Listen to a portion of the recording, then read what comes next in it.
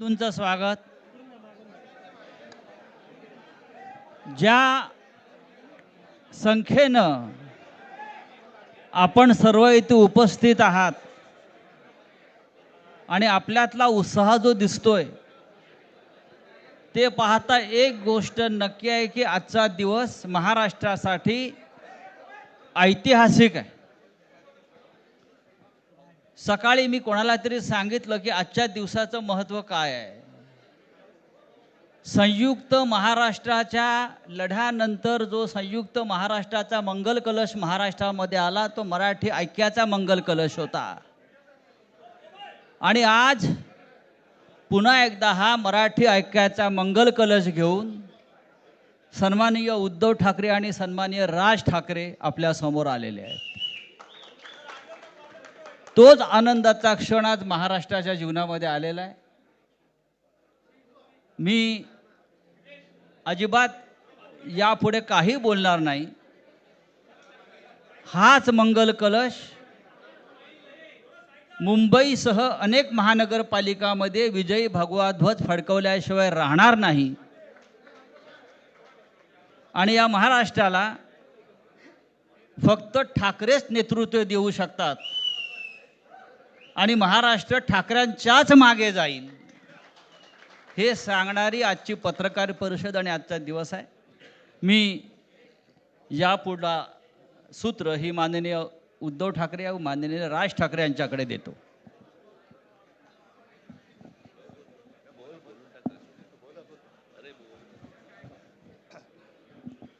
बघा एवढं आमचं एकमत झालेलं आहे. सर्वांचं स्वागत करतोय. आणि आता संजय राऊत यांनी संयुक्त महाराष्ट्राच्या लढ्याची आठवण करून दिली. तो जो मंगल कलश आणला गेला तो काही सत्यनारायणाच्या पूजेसारखा आणला गेला नाही. त्याच्या मागे खूप मोठा संघर्ष झालेला आहे. 105 107 किंवा त्याहूनही जास्त मराठी माणसांनी बलिदान देऊन मुंबई महाराष्ट्राला मिळवून दिली आणि त्याची आठवण आज होणं स्वाभाविक आहे. कारण आम्ही आज दोघंही इथे बसलेलो आहोत ठाकरे बंधू. आमच्या दोघांचेही आजोबा प्रबोधनकार हे संयुक्त महाराष्ट्राच्या लढ्यामध्ये पहिल्या 5 सेनापतींमधले एक सेनापती. त्यांच्यासोबत माझे वडील म्हणजे शिवसेना प्रमुख हिंदू हृदय सम्राट बाळासाहेब ठाकरे, राजचे वडील म्हणजे माझे काका श्रीकांतजी ठाकरे, म्हणजे अख्खं ठाकरे घराणं त्यावेळेला मुंबईसाठी संघर्ष करत होता. त्याच्यानंतरचा इतिहास मी काही आता तुम्हाला सांगत बसत नाही.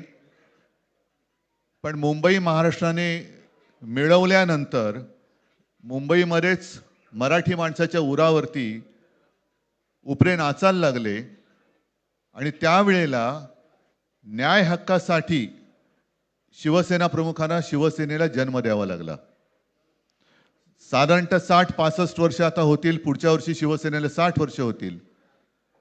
इतकी वर्ष व्यवस्थित गेली आणि आज परत आपण पाहतो आहोत की मुंबईचे लचके, मुंबईच्या चिंधड्या उडवायच्या हे मनसुबे त्यावेळेला ज्यांना मुंबई पाहिजे होती त्यांचेच प्रतिनिधी जे वरती दोघं जण, वरती म्हणजे इकडे नाही दिल्लीत बसलेले आहेत, त्यांचे मनसुबे आहेत.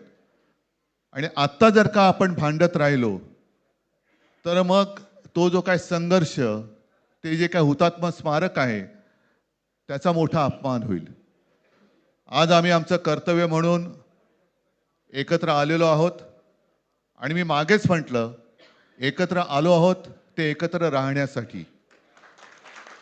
यापुढे मुंबईवरती आणि महाराष्ट्रावरती कोणी वाकड्या नजरेने किंवा त्यांच्या कपटी कारस्थानाने महाराष्ट्राला मुंबईपासून किंवा मुंबईला महाराष्ट्रापासून, मराठी माणसापासून तोडण्याचा प्रयत्न करेल त्याचा राजकारणात खात्मा केल्याशिवाय राहणार नाही. शपथ घेऊन आम्ही मैदानात उतरलेलो आहोत. उत्साह अमाप आहे. मी तुमच्या सर्वांच्या माध्यमातून मला कल्पना आहे की आज केवळ महाराष्ट्रच नाही तर अख्खा देश बघतोय. मी सर्वांना विनंती करतोय, आवाहन करतोय आणि एक सूचना सुद्धा करतोय, कारण मागे विधानसभेच्या वेळेला भारतीय जनता पक्षाने जो एक अपप्रचार केला होता, बटेंगे तो कटेंगे, तसंच मी मराठी माणसाला सांगतोय की आता जर का चुकाल तर संपाल, आता जर का फुटाल तर पूर्णपणे संपून जाल.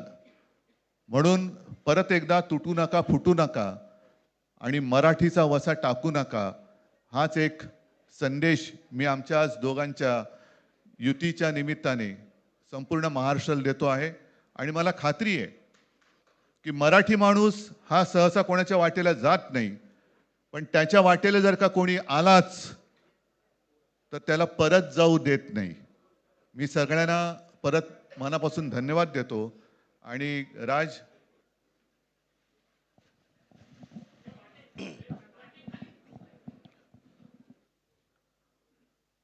आपणा सर्वांचं मी मनपूर्वक स्वागत करतो.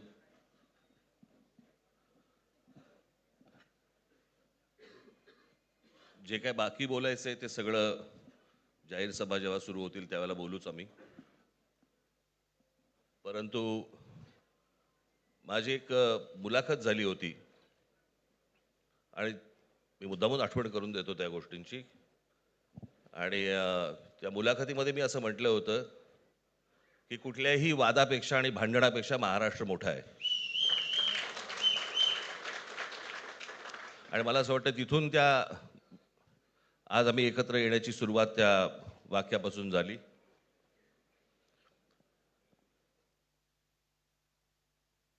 कोण किती जागा लढवणार, आकडा काय, हा नाही सांगणार तुम्हाला.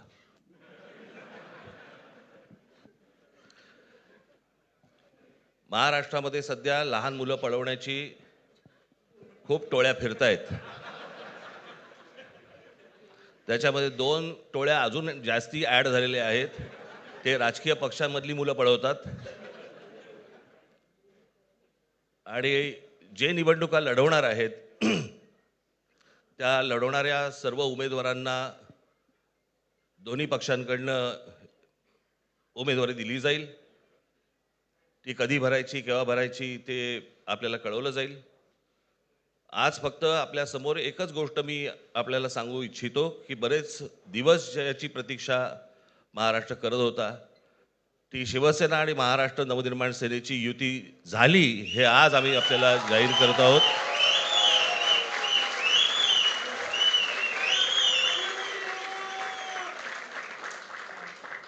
धन्यवाद.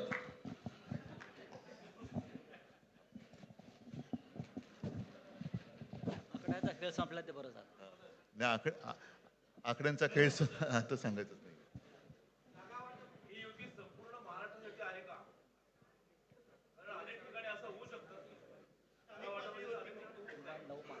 अजून अजून बाकीच्या महापालिकांमध्ये सुद्धा कालपर्यंत युती झालेली, जशी नाशिकमध्ये झालेली आहे, बाकीच्या ज्या महापालिका आहेत त्यांची सुद्धा त्यांच्या तिथल्याही युतीवरती आज उद्याच शिक्कामोर्तब होईल.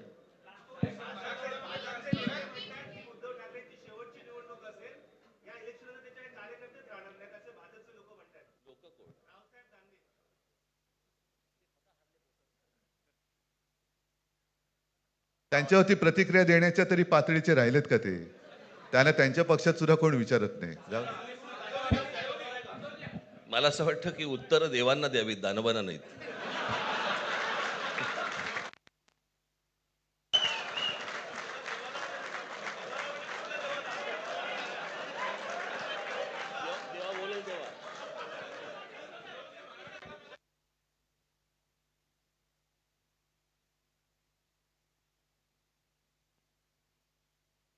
मुंबईचा महापौर मराठीच होणार आणि तो आमचाच होणार.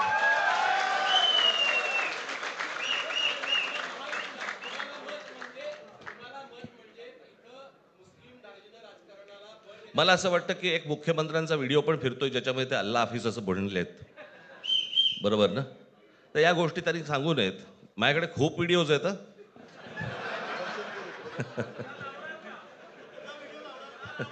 काय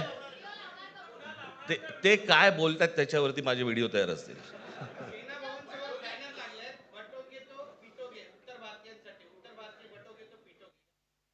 म्हणायचंय? काय म्हणायचं त्याच्यावर? सगळ्यावर कसं बोलायचं रे?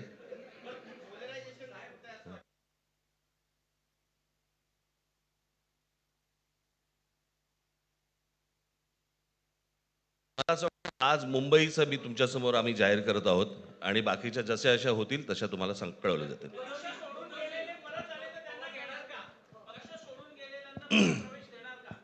मग कोण गेलेत?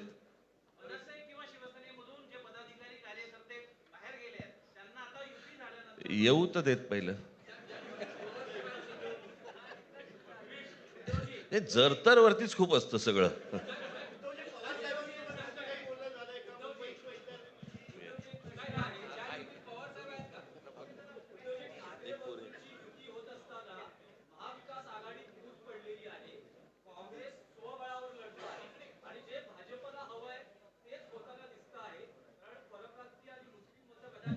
आ- भाजपला काय हवं आहे ते भाजपने पाहावं. मराठी माणसाला काय पाहिजे ते आम्ही पाहतो.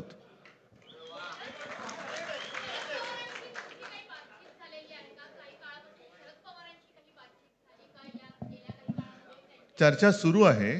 चर्चा सुरू आहे. बघू त्यांच्यात. आम्ही आज आमची युती जाहीर केलेली आहे, शिवसेना आणि महाराष्ट्र नवनिर्माण सेना. जे जे महाराष्ट्रप्रेमी आहेत त्याच्यात काही भाजपातले सुद्धा अस्सल मराठी आहेत, ते सुद्धा येऊ शकतात. ही महाराष्ट्र रक्षणासाठी महाराष्ट्र प्रेमींची युती आहे. त्याच्यात काही जण भाजपमध्ये सुद्धा आहेत. त्यांना हे जे काही चालले ते पाहवत नाहीये किंवा सहन होत नाहीये, ते सुद्धा येऊ शकतात.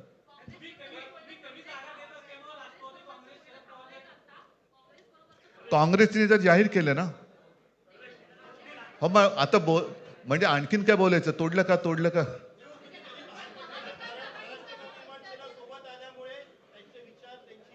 बघा, मला बाकी कोण काय म्हणते त्याच्याशी काही कर्तव्य नाही. मी परत एकदा सांगितलं, महाराष्ट्राला आणि मराठी माणसाला काय पाहिजे ते आम्ही दोघं बघतो.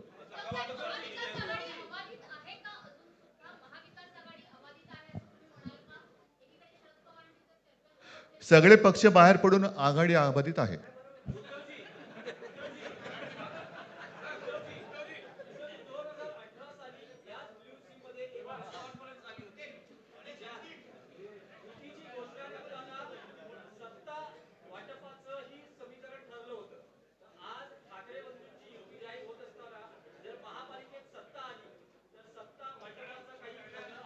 त्यावेळेला आम्ही हा निर्णय जाहीर केला होता आणि नंतर काय झालं तुम्हाला माहिती आहे. म्हणून आज आम्ही तो निर्णय जाहीर करत नाही आहोत.